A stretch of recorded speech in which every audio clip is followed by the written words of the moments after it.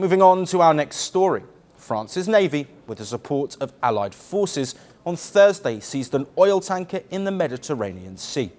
It is alleged to be linked to Russia's so-called shadow fleet, a network accused of helping Moscow export oil despite international sanctions.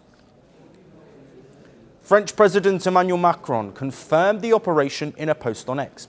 He said the boarding was carried out lawfully. Macron added that France would not tolerate violations of international maritime rules. This morning, the French Navy boarded an oil tanker coming from Russia, subject to international sanctions and suspected of flying a false flag. The operation was conducted on the high seas in the Mediterranean with the support of several of our allies. It was carried out in strict compliance with the United Nations Convention on the Law of the Sea. A judicial investigation has been opened. The vessel has been diverted. The tanker was stopped between the southern coast of Spain and the northern coast of Morocco. Officials described the area as a key international shipping corridor, linking Europe, Africa and the Atlantic. Authorities identified the tanker as Grinch, according to Macron. The vessel began its journey from Murmansk, a port in Russia's Arctic region. Officials said the ship is subject to sanctions and was allegedly operating under a questionable flag. Images released by the French military showed army personnel boarding the vessel using boats and helicopters. After boarding, French officials said checks raised doubts over the legitimacy of the ship's registration. The vessel was escorted by the French Navy to an anchorage point for further verification. The sea ship is under UK sanctions. French prosecutors in Marseille have been notified and are handling the case under maritime law.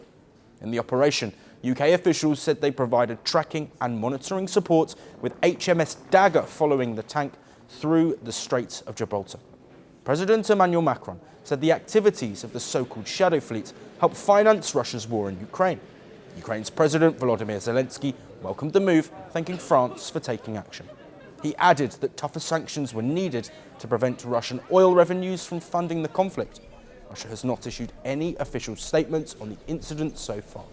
Meanwhile, the European Union has imposed 19 rounds of sanctions on Russia since the 2022 invasion of Ukraine. According to French officials, this is not the first such case. In September last year, France detained another Russian-linked tanker named Boracay, an incident Moscow strongly criticised.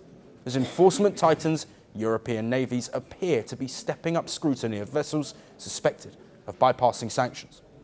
The world doesn't fit in boxes, so why should your news? From battlefields to negotiation tables, from internet outrage to real-world injustice. The conversations everyone is having and the ones they're avoiding. It's the same show, but this new year, Firstpost America gets a new look. I'm Kerry Johnston, and this is Firstpost America.